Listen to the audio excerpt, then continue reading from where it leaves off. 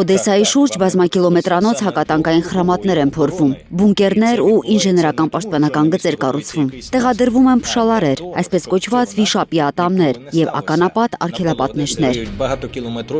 Ուկրաինացի զինվորականները շեշտում են, սա ցուցադրական քայլ չէ, այլ կանխարգելիչ գործողություն Ռուսաստանի հնարավոր դեսանտային սցենարները բացառելու համար։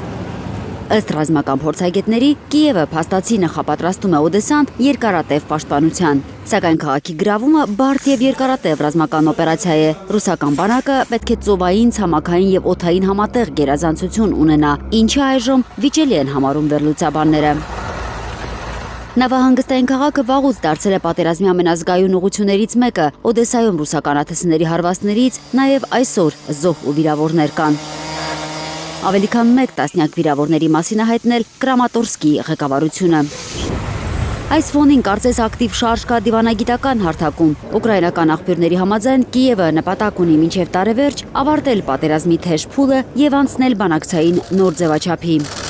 Ըստ ուկրաինական ամենահայտնի TSN հեռուստաընկերության, Կիևն ուզում է, որ հնարավոր բանակցություններում Եվրոպան ունենա ավելի ակտիվ, նույնիսկ առանցքային դերակատարություն։ Միևնույն ժամանակ միջազգային մամուլում արդեն շրջանառվում են Եվրամիություն, Ռուսաստան հնարավոր բանակցություններում միջնորդների անունները։ Քննարկվում են Եվրոպական խորհրդի նախկին նախագահ Անտոնիո Կոշտայի, Ֆինլանդիայի նախկին նախագահ Սաուլի Նինիստոյի և Եվրահանձնաժողովի նախկին ղեկավար Ժան-Կլոդ Յունկերի թեկնածությունները։ Ըստ Պոլիտիկոյի, Գերմանիայի նախկին կանցլեր Անգելա Մերկելը, որի անունը ևս հայտնվել էր քննարկումներում, հրաժարվել է նման առաքելությունից։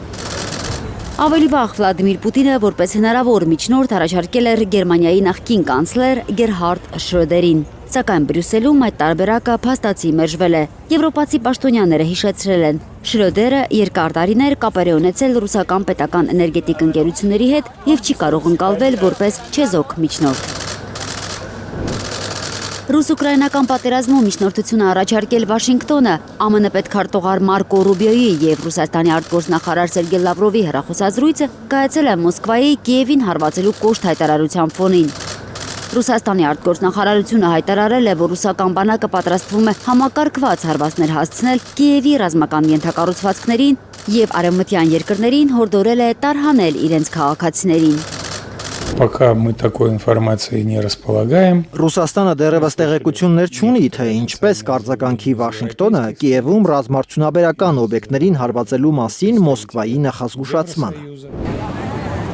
Կիևում Եվրամիության ներկայացուցչության ղեկավար Կատարինա Մատերնովան ասել է, որ Բրյուսելը չի պատրաստվում տարհանել իր աշխատակիցներին և ռուսական նախազգուշացումները դիտարկում է որպես խուճապ տարածելու փորձ։ Մենք ոչ միտեղ չենք գնալու։ Ռուսաստանն ուզում է Ուկրաինայի մեկուսացում, վախ և խուճապ։ Դա տեղի չի ունենա։ Եմեն ոչ միտեղ չի գնալու։ Մենք մնում ենք Կիևում։ Մենք մնում ենք Ուկրաինայի հետ։